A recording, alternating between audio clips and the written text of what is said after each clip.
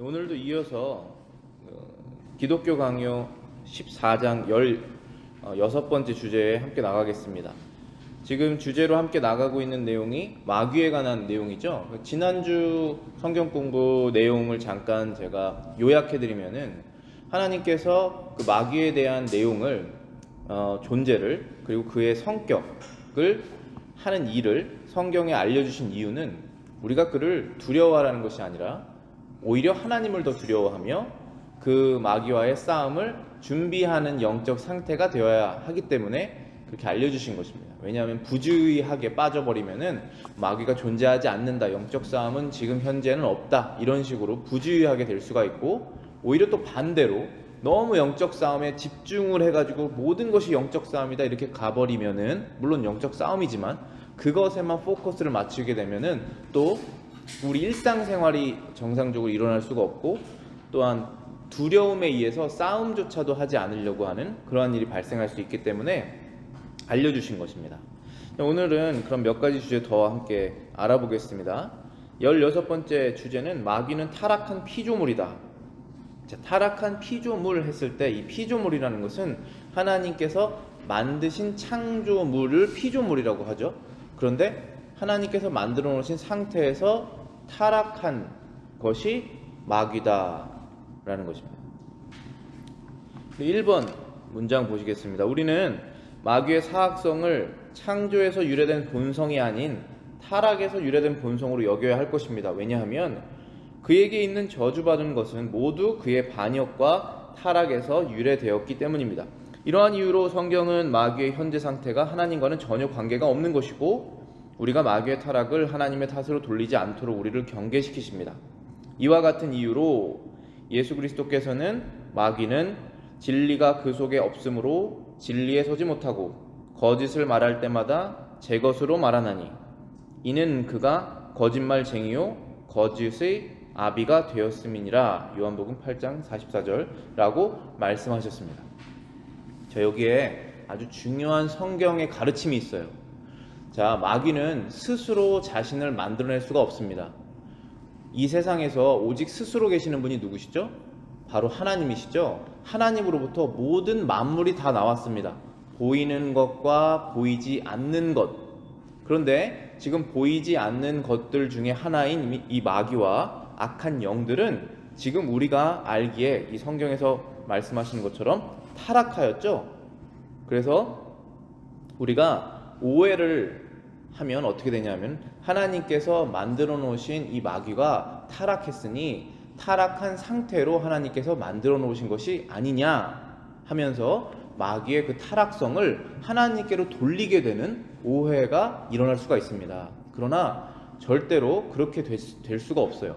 하나님께서는 죄가 없으시고 죄를 생각하지 않으시는 분이시기 때문에 마귀의 이 타락은 마귀가 스스로 타락했다라는 것을 성경이 우리에게 알려주시는 것입니다. 그래서 가장 중요한 부분이 하나님과 이 죄를 떨어뜨려 놓는 것입니다. 하나가 될 수 없기 때문에 그렇다는 것이죠. 그래서 여기 본문에서도 보시면은 하나님과 전혀 관계가 없는 것으로 우리에게 알려주시고 경계하시기 위해서 성경을 말씀하고 계신다. 예수님께서 말씀하시기를 진리가 마귀 속에 없으므로 그 마귀가 진리에 서지 못하고 거짓을 말할 때마다 자기 것으로 말하는 존재다.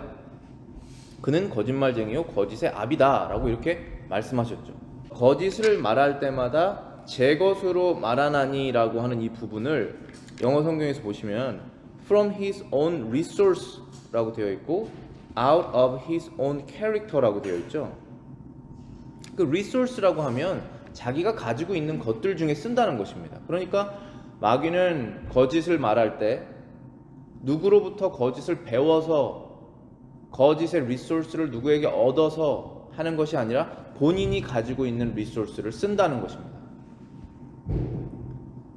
우리가 어떤 것이 필요하면 마트에 가서 어떤 것을 사야 되지 않습니까? 그럼 그 리소스가 마트에 있는 것이죠. 밖에 있는 것입니다. 외부에. 그런데 이 마귀는 거짓을 말할 때 자신이 가지고 있는, 자신이 생성하고 있는 그 리소스를 사용한다. 그렇기 때문에 하나님과는 관계가 없다라는 것이죠. 이 말씀을 분명히 해주시는 거예요, 예수님께서. 그래서 그 다음 구절 보시면은 그는 거짓말쟁이요 거짓의 아비다. 여기서 아비라고 하는 그 부분 보시면 the father of lies. 이런 표현은 the father of lies, 어떠한 사람을 우리가 칭했을 때 저 사람은 뭐의 아버지다, 어떤 것의 아버지다, 그러면 그 분야를 창시한 사람이라고 우리가 말할 수 있죠. 그런 것처럼 마귀는 거짓말을 만들어낸 존재다라는 것입니다. 그러니까 이 세상에 거짓말이 존재하죠. 우리도 때로는 거짓을 말할 수 있지 않습니까? 말하면 안 되지만, 그러나 이 거짓이 존재한다는 걸 부정할 수 없지 않습니까? 그런데 이 거짓이라는 것을 그럼 누가 만들어냈느냐? 모든 것은 하나님께서 만드셨기 때문에 거짓도 하나님께서 만든 것이 아니냐라는 오류로 가면 안 된다는 것이죠. 거기에는 마귀라는 존재가 끼어 있지 않습니까? 그래서 이 거짓이라는 것이 다 어디서 나왔느냐 하면 마귀에서 나왔다는 것이죠. 사람을 죽이는 악한 마음이 어디에서 나왔냐 하면 마귀로부터 나왔다는 것이죠. 그것입니다. 두 번째 문장 보시겠습니다. 마귀의 타락에 관하여 성경에 아주 명확하게 언급하지 않습니다. 어쩌면 전혀 언급을 하지 않거나 가볍게 하는 편이 더 나았을 것입니다. 왜냐하면 공허한 이야기로 호기심이나 채워주는 것이 성령의 뜻이 아니시기 때문입니다. 또한 주님께서는 덕을 세우기 위해 우리가 배워야 할 것을 제외하고는 아무것도 가르치지 않으실 계획이었다는 것을 우리는 잘 알아야 합니다. 그 마귀의 타락에 대한 부분 있죠? 그거랑 비슷하게 사람이 타락한 부분 아시죠? 아담과 하와가 타락한 부분은 성경에서 자세하게 기록하고 있습니다. 그래서 창세기 3장에 보면은 하나님께서 우리에게 마귀가 어떻게 다가오고 사람이 어떻게 유혹을 당했는지 잘 기록하고 계시잖아요. 그런데 마귀가 하나님께서 만들어 놓으신 선한 천사였는데 어떻게 악한 천사가 됐는지 그 과정에 대해서 성경에서 명확하게 언급하고 계시지 않죠. 자, 그러면은 이때 우리가 이런 것을 어떻게 해석해야 되냐면은 하나님께서 모든 것을 아시는데 그 중에 일부분을 저에게 알려주시는 것입니다. 모든 것이 그래요. 이 마귀에 관한 부분뿐만 아니라 이 세상의 모든 섭리도 하나님께서 계획해 놓으신 모든 계획도, 그리고 하나님 본인에 대한 내용도 하나님께서 모든 걸 아시지만 다 말씀해 주시지는 않으십니다. 그렇죠. 우리가 마지막에 새하늘과 새 땅이 이 땅이 어떻게 펼쳐질지도 알려주신 부분만 아는 것이지 완전한 디테일이 다 적혀 있지 않지 않습니까? 그러면 왜 알려주시지 않았나를 생각하셔야 되는 거예요. 왜냐하면 그분은 선하시고 지혜로우시기 때문에 우리에게 영적인 덕을 세워주시는 부분만 우리에게 알려주셔서 우리가 그것을 탐구하라고, 연구하여서 삶에 적용하라고 하시는 것입니다. 그렇다면 알려주시지 않는 부분은, 여기 칼빈의 표현은 공허한 이야기로 호기심이나 채워주는 것이 하나님의 성경의 뜻이 아니기 때문이라는 것입니다. 그래서 사람은 선한 것과 악한 것, 의미 있는 것과 허무한 것 중에 어떤 것에 더 마음이 쏠리냐 하면 허무한 것에, 악한 것에 더 마음과 귀가 쏠리기 때문에 하나님께서 그 마귀의 어떻게 타락한 과정을 자세하게 쉐어하진 않으신 것이다 라고 옳게 해석하고 있는 것입니다. 그 다음 문장입니다. 그러므로 우리는 성경이 악한 영들에 관해 간략하게 요약하신 것으로 만족합시다. 즉 악령들은, 악한 영들이죠. 악한 영들은 처음에 하나님의 천사로 창조되었으나 그들의 타락으로 인하여 스스로 파멸을 초래했을 뿐 아니라 다른 사람까지도 파멸시키는 도구가 되었다라는 것입니다. 그래서 지금 우리가 마귀에 대해서 포커스를 가지고 알아야 되는 부분이, 마귀가 착한 천사였는데 어떻게 악한 천사로 되었느냐라는 그 과정에 관심을 가질 필요가 없다는 것입니다. 그거는 관심을 가질 필요가 없고, 현재 우리가 우리의 최선을 다해서 관심을 가져야 되는 부분은 마귀가 타락하였으니 그가 많은 사람을 파멸로 인도하는 일을 하고 있구나, 그 사실을 우리가 포커스를 두고 관심을 가지라는 것이죠. 그래서 그런 부분들이 이제 성경에 기록되어 있는 것이 있습니다. 베드로 후서 2장 4절입니다. 하나님이 범죄한 천사들을 용서하지 아니하시고 지옥에 던져 어두운 구덩이에 두어 심판 때까지 지키게 하셨으며 말씀하셨습니다. 하나님이 범죄한 천사들을 용서하지 않으셨습니다 라고 되어 있는 부분에서 angels who sinned라고 되어 있죠. 천사들, 죄를 지은 천사들이라고 되어 있습니다.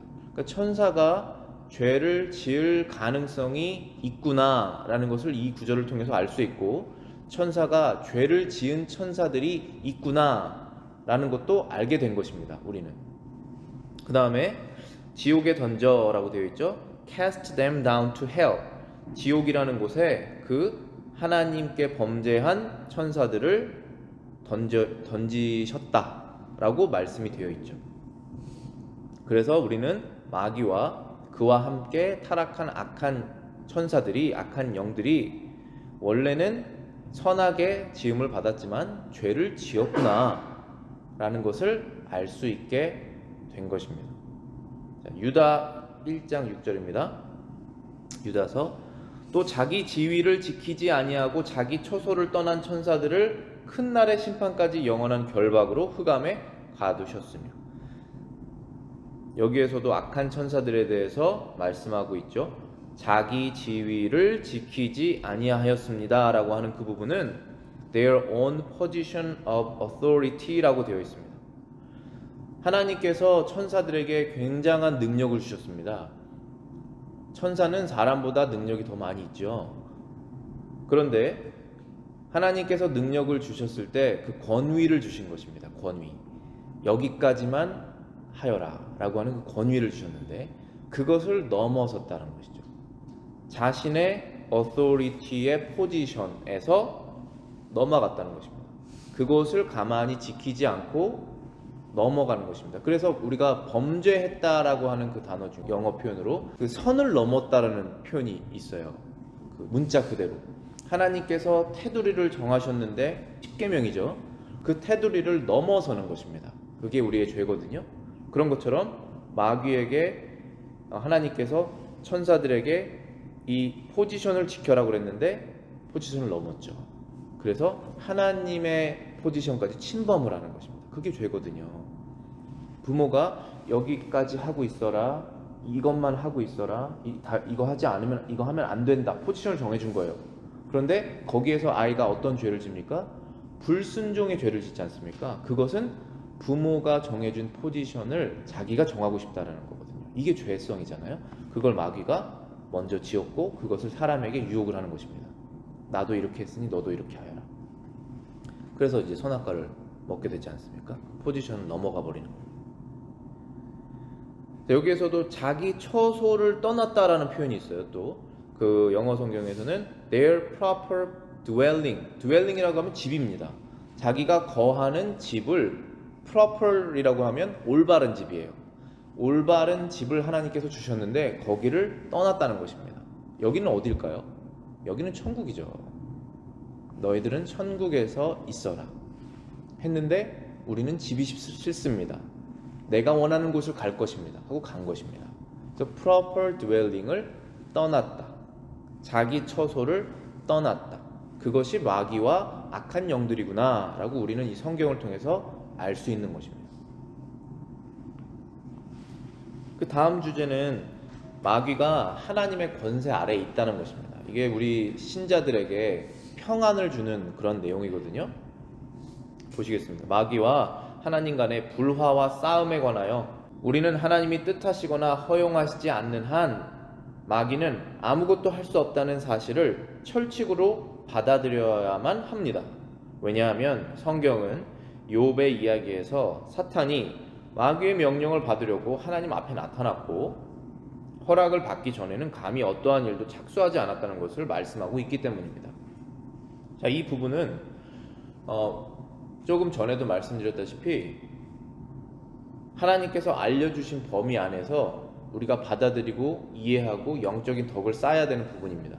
하나님께서 허용하시는 범위 안에서 마귀가 악을 행할 수 있다는 부분은 우리의 이해로 완전하게 이해되지 않을 수가 있는데 어쨌든 성경에서 우리에게 알려주시는 내용은 그렇다는 것이죠. 그래서 여기서 어떠한 영적인 덕을 얻을 수 있냐면은 하나님께서 컨트롤하지 못하시는 상황은 발생하지 않는다는 것입니다. 계속적으로 마귀가 하나님께 어게인스트 하고 있지 않습니까?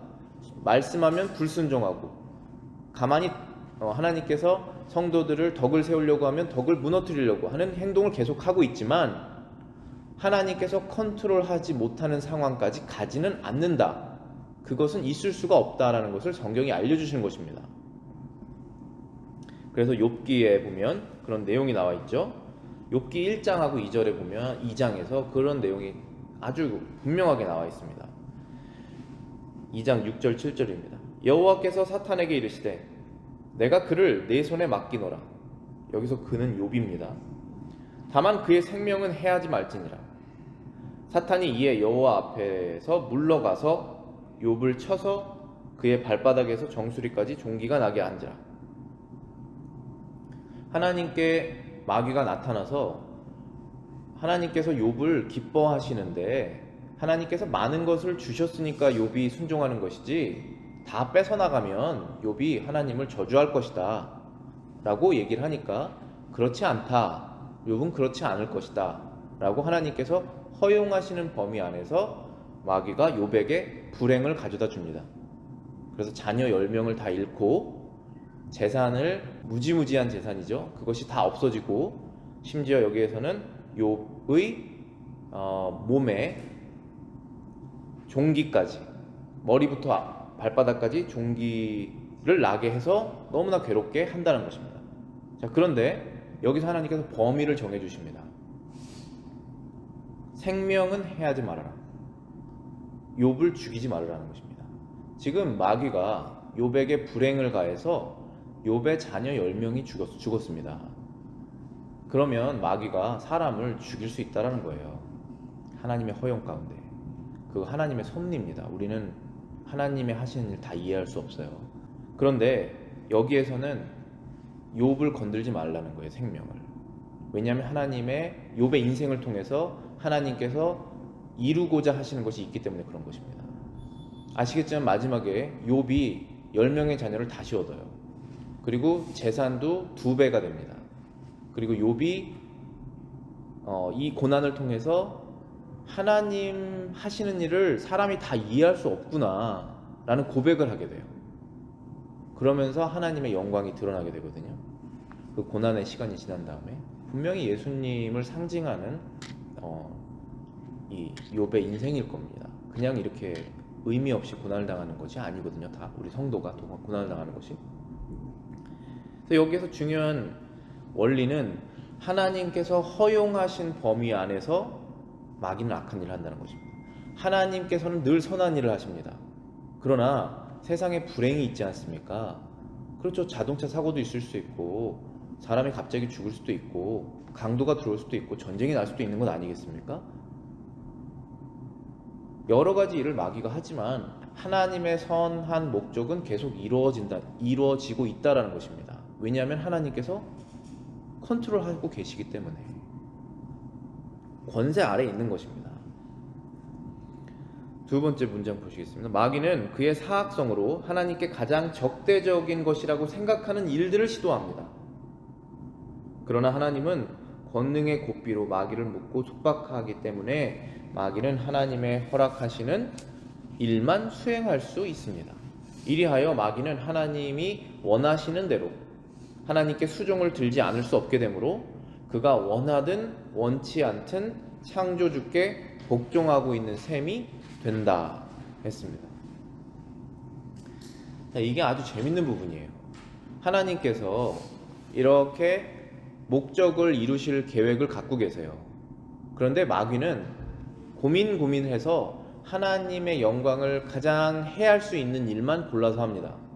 그리고 하나님의 그 일이 이루어지지 않을 수, 어떻게 하면 그 일을 가장 망하게 할 수 있을까라는 것을 고민해서 그 일을 합니다. 그런데 그것도 하나님의 허용 범위 안에서 할 수밖에 없다는 거예요, 마귀는. 그리고 하나님께서는 마귀가 그 일을 할 것을 알고 계시고 심지어 그것을 허용하시는 것입니다. 그렇기 때문에 마귀는 시종일관 하나님께 불순종으로 하나님을 대하지만 결과적으로 보면 마귀는 하나님의 말씀에 순종하는 꼴이 되고 있다라는 것입니다. 순종하지 않죠. 그런데 순종하는 결과로 이어진다는 것이죠. 근데 여기 칼빈의 표현으로 보면은 그가 원하든 원치 않든 창조주께 복종하고 있는 셈이다. 그러니까 순종이라는 것은 말 그대로 우리가 마음이 선해져서 하나님의 말씀에 기쁘게 자발적으로 따르는 것이죠. 그게 순종이지 않습니까? 근데 억지로 따르게 하면 그건 순종이 아니잖아요. 그건 복종이죠. 여기에서는 그 표현이 훨씬 더 맞는 것이죠. 때로는 하나님께서 우리에게 완전히 순종하는 마음이 없어도 복종하도록 따라오게 하실 수 있거든요. 그러나 여기 마귀는 전혀 순종하는 마음이 없는 거예요. 우리랑은 다르게. 우리 성도들은 그래도 완전하진 않지만 순종하는 마음이 어느 정도 있지 않습니까? 근데 마귀는 전혀 없기 때문에 늘 복종하고 있는 것이죠. 힘에 의해서 복종하는 것입니다. 마귀는. 그 다음에 18번째 주제입니다. 승리의 확신. 하나님께서는 악한 영들이 비록 신자들을 종종 지치게 해도 두렵게도 상처를 입히게도 허용하시지만 악한 영들의 활동을 통제하여 결코 신자들이 정복당하지 않게 하십니다. 그러나 믿지 않는 악인들은 악한 영들에게 굴복당하고 끌려다닙니다. 그래서 악인들은 정신과 육체를 악한 영들에게 지배당해 노예처럼 모든 부끄러운 행동을 하게 됩니다. 두 가지 다른 그룹이에요. 신자, 믿는 사람들과 예수 그리스도를 구주로 믿는 사람들이죠. 그리고 악인, 예수 그리스도를 구주로 믿지 않는 사람들입니다. 이 둘에게 마귀는 똑같이 악한 일을 하고 있어요. 그러나 그 결과는 다릅니다. 왜냐하면 신자들은 마귀가 지치게도 하고 영적으로 두렵게도 하고 상처를 입히기도 하지만 하나님께서 이 악한 영들을 통제하셔서 신자들이 결코 정복당하지 않게, 죄와 마귀의 권세에 정복당하지 않게 다시 구출해 내신다는 것입니다. 그것이 하나님께서 믿는 사람들에게 하시는 일이에요. 그런데 여기서 악인들, 악한 사람들이라는 뜻은 예수 그리스도를 구주로 믿지 않고 늘 하나님께 불순종하고 있는 사람들이죠. 그들은 하나님께서 보호하시지 않는다는 것입니다. 그래서 마귀와 악한 영들에게 정신과 육체를 지배당해서 노예처럼 부끄러운 행동을 하게 된다. 라는 것입니다. 그 다음입니다. 신자들도 원수들에 의해 동요될 수 있기 때문에 다음의 권고에 유의해야 합니다. 분을 내어도 죄를 짓지 말며 해가 지도록 분을 품지 말고 마귀에게 틈을 주지 말라. 마귀로 틈을 타게 하지 못하게 하라. 우리 신자들도 늘 마귀가 동요하게 우리를 늘 영적으로 흔들기 때문에 이러한 성경 구절을 우리가 마음에 품고 주의해야 된다는 것입니다. 분을 내어도 죄를 짓지 말라. 해가 지도록 분을 품지 말라. 이것은 화가 나는 거예요. 화가 나는 상황이에요. 그것이 나에게 왔을 때 죄를 짓지 않을 수 있습니다. 그러니까 우리가 봤을 때 이것은 의롭다라고 하는 상황이 있는데 그 의로운 상황을 자꾸 나쁘게 만들지 않습니까? 그러면 화가 나죠. 그것은 의로운 화예요. 그런데 여기에서 우리의 의로운 화가 우리의 죄성과 섞여 있기 때문에 죄로 이어질 수 있습니다. 그렇기 때문에 죄를 짓지 말라는 것이고, 그 다음에 해가 지도록 분을 품지 말라는 것이에요. 다음 날까지 이 분을 넘기지 말라는 것입니다. 왜냐하면 그렇게 되면 틈이 생긴다는 거예요. 그곳으로 마귀가 들어온다는 것이죠. 그래서 나는 의로운 것을 하려고 했는데 결국은 죄를 짓고 분을 계속 품었더니 마귀가 틈으로 들어와서 의로운 일을 하나도 못하게 되는 꼴이 될 수 있어요. 그래서 이것을 주의하라는 거예요. 의로운 화를 전혀 없애라라고 하는 것이 아니라 죄를 짓지 말라는 것이죠. 다음입니다. 실제로 신자들은 종종 침체 상태에 떨어지지만 회복할 수 없을 정도로 영적 생명을 박탈당하지는 않습니다. 그들은 맞아도 다시 일어나고 부상을 당해도 치명상을 입지는 않습니다. 즉 신자들은 일생 내내 분투하다가 마침내 승리를 얻게 됩니다. 그리스도께서 사탄의 머리를 부수신다는 창세기 3장 15절에 여자의 후손은 내 머리를 상하게 할 것이다 라고 하는 이 약속은 모든 신자들에게 똑같이 적용될 것입니다. 진실로 우리의 머리 되시는 그리스도 안에서 언제나 승리가 있습니다. 그리스도의 나라가 서면 설수록 사탄의 권세는 무너집니다. 우리가 확실히 붙잡아야 되는 그런 사실이 무엇이냐면은 여자의 후손이 태어나서 내 마귀의 머리를 상하게 할 것이다 라고 하는 이 창세기 13장의 이 약속이 모든 신자들에게 동일하게 적용된다는 것입니다. 저와 여러분들이 예수 그리스도 안에 있다면 그리스도께서 이 마귀의 머리를 부수신다라고 하는 그 약속이 우리에게 다 적용될 것이다라는 것입니다. 그래서 우리가 이 영적 전쟁, 그러니까 이 세상 속에서 나의 믿음으로 살아가려고 하는 이 전쟁을 늘 하게 되는데, 그러다 보면 이게 전쟁이기 때문에 당할 수도 있고 넘어질 수도 있고 그렇지 않습니까? 그런데 다시 회복시키시고, 그래서 또 싸우게 하시고 또 회복시키시고 또 싸우게 하셔서 마지막까지 싸우게 하신다는 것입니다. 마치 욥에게 생명은 건드리지 말아라 라고 마귀에게 명령하신 것처럼 우리의 영적인 생명이 없어지지 않는다는 것입니다. 그래서 마침내 승리를 얻게 된다는 것입니다. 이 승리는 무엇입니까? 우리가 죽는 그 순간까지 하나님의 신실한 자녀로서 영적인 싸움을 하다가, 마귀와 싸움을 하다가 하나님의 천국으로 불려간다는 것이죠. 그게 승리입니다. 그 승리가 어떻게 됐다고 했습니까? 보장되었다는 것입니다. 개런티라는 것이에요. 왜냐하면 하나님께서 약속하신 대로 예수님께서 마귀의 머리를 부수실 것이기 때문입니다. 그리고 부수셨죠, 십자가에서. 그래서 그것을 믿는 사람은 승리가 보장되어 있다는 것입니다. 그래서 이 약속을 붙들고 계속 자신의 그 영적 싸움을 하고 그 의심하지 말고 계속 승리를 확신하여라 라고 말씀하시는 것입니다. 다음입니다. 하지만 그리스도를 믿지 않는 사람들은 신자들이 하나님의 형상을 지녔기 때문에 하나님의 자녀인 것 같이 그리스도를 믿지 않는 사람들도 마귀의 형상으로 타락하였기 때문에 마땅히 마귀의 자녀라 할 수 있는 것입니다. 예수님께서 바리새인들에게 마귀의 자녀다 이런 무서운 말씀을 하시거든요. 사람에게 하시는 말씀입니다. 이것이 천사에게 하는 말이 아니라 요한일서 3장 8절부터 9절입니다. 하나님께로부터 난 자마다 죄를 짓지 아니하나니 이는 하나님의 씨가 그의 속에 거함이요 그도 범죄하지 못하는 것은 하나님께로부터 났음이니라. 이러므로 하나님의 자녀들과 마귀의 자녀들이 드러나나니 무릇 의를 행하지 아니하는 자나 또는 그 형제를 사랑하지 아니하는 자는 하나님께 속하지 아니하니라. 하나님께서 사람을 거룩하게 하시는 그 복음의 씨앗이 하나님을 믿는 신자들의 마음속에 있기 때문에 계속적으로 죄짓지 못한다는 것입니다. 여기서 범죄하지 않는다는 것은 우리가 주님의 자녀로서 죄 가운데 넘어지지 않습니까? 그렇기 때문에 여기에서 이 말씀은 계속적으로 양심의 가책 없이 죄 지을 수는 없다라는 거예요. 요한은 항상 이렇게 분명하게 흑백 논리로 얘기를 합니다.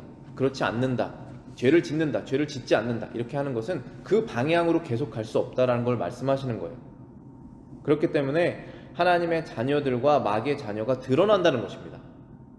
계속적으로 의를 행하지 않고 일관된 방향으로 죄를 짓는 사람들은 하나님의 자녀가 아니다, 마귀의 자녀다. 그들은 이웃을 사랑하지 않는다. 특별히 형제, 그리스도 안의 형제들을 사랑할 수 없다라는 것입니다. 마귀는 예수님을 사랑할 수 없습니다.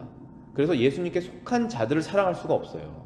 그래서 예수님의 교회에 속한 자들을 어택을 하게 됩니다. 그래서 우리가 속해 있는 이 교회를 더 똘똘 뭉쳐서 계속적으로 우리가 하나로 나가야 되는 그 이유가 마귀가 계속 어택을 해서 우리가 결국은 뭐를 못하게 하냐면은 우리가 그리스도 안에 있는 형제들을 돌보고 사랑하는 것을 어렵게 만든다는 것입니다. 그렇기 때문에 그것을 인식하고 있어야 된다는 것이죠. 그러나 하나님께 속하지 않은 사람들은 전혀 관심이 없다라는 거예요. 사랑할 수 없다는 것입니다. 그리스도 안에 속해 있는 다른 신자들을. 그렇기 때문에 우리 가장 가까운 사람부터 먼 곳까지 우리의 사랑을 넓혀 나가야겠죠. 마귀와 하는 행동에 반대되게 그런 것입니다. 19번째 마귀에 관한 마지막 주제입니다. 마귀는 상상이 아니라 실존하는 존재이다. 우리는 여기서 마귀가 우리의 육신으로부터 일어난 나쁜 감정이나 마음의 혼란에 지나지 않는다고 허튼 소리를 하는 자들을 반박해야 합니다. 마귀가 실제하지 않는다면 그들이 영원한 심판을 받은 운명에 놓여 있다, 그리고 괴로워하고 있다, 고통스러워하고 있다라는 성경의 표현들이 얼마나 무의미하겠습니까? 자, 지금 칼빈이 이 기독교 강요를 지금부터 500년 전에 썼는데 하는 말이 지금 현재 이 칼빈의 시대에 마귀라는 존재가 없다라고 말하는 사람이 많다. 그럼 마귀는 뭐냐? 그 사람들에게 물어보면 하는 말이 마음속에서 일어나는 나쁜 감정이다. 하나의 어떤 인격체나 하나의 타락한 천사가 아니다 라고 말하는 사람들이 많이 있다라는 것입니다. 그런데 만약에 그렇다면 성경에서 마귀는 저주를 받을 것이다, 하나님의 임재 앞에서 떠나 영원히 예비된 불로 들어가거라 라고 하는 마치 인격에게 말하는 그러한 부분이 얼마나 무의미하겠습니까? 즉 그것이 사실이 아닙니다 라고 말하고 있는 것이죠. 자, 우리가 지금 2022년에 살고 있는데 믿지 않는 사람들에게 가서 마귀 얘기를 하면 무슨 말 하는지 이해를 못할 뿐더러 아니라 영적인 세계가 없다라고 믿는 사회로 우리가 사회에 살고 있기 때문에 그런 것이 없다라는 것입니다. 세상 사람들도 나쁜 마음과 착한 마음이 있다는 건 다 알고 있습니다. 자기 마음속에. 그런데 그것이 어떠한 그 아이들 동화책에나 나오는 마귀와 천사의 싸움 이런 식으로 가버리기 때문에 그것을 믿지 않는다는 것이죠. 그냥 마음이 나쁜 마음이 생겼다가 착한 마음이 생기는 거야 라고 무시해버린다는 거예요. 이 마귀의 존재를. 그러나 실존하는 존재라는 것이죠. 이 마귀가 생각하고 계획하고 거짓말을 만들어내고 우리를 너무나 잘 알고 그러한 존재라는 것이지 하나의 감정이 생겼다가 없어지는 그런 것이 아니라는 것입니다. 성경은 분명히 말씀하고 계시는 거예요. 그런데 왜 마귀가 이렇게 사람을 속이냐, 자신이 없는 것처럼 속이느냐 하면 없다라고 해야지 자신과 안 싸울 것 아니겠습니까? 그래서 없다라고 알려주는 것입니다. 속이는 것이에요. 사람들에게. 나는 존재하지 않는다. 그냥 네 마음에 나쁜 마음이 생겼을 뿐이다. 그런데 그 나쁜 마음이 생기게 한 건 마귀잖아요. 우리의 죄성을 사용하잖아요. 교묘하게 이용하지 않습니까? 그게 마귀라는 것을 우리가 인식해야 된다는 거죠. 깨달아야 된다는 것입니다. 자, 마지막 문장입니다. 이 문제를 언급할 가치가 있는 것은 경건한 신자들을 영적으로 무장시키려는 것이고, 사람들이 이러한 오류에 빠져 아무 원수도 없는 것처럼 생각하여 저항하는 일에 태만하고 부주의하게 되지 않게 하기 위한 것입니다. 우리 경건한 신자들을 무장시키고 아무 원수가 없는 것처럼 게으르고 부주의하게 되지 않도록 이러한 성경 구절을 우리에게 알려주시고, 또 이 기독교 강요에서 칼빈이 이 주제를 우리에게 알려주고 있는 것입니다. 우리가 무장할 수 있도록 믿는 신자로서. 기도하겠습니다.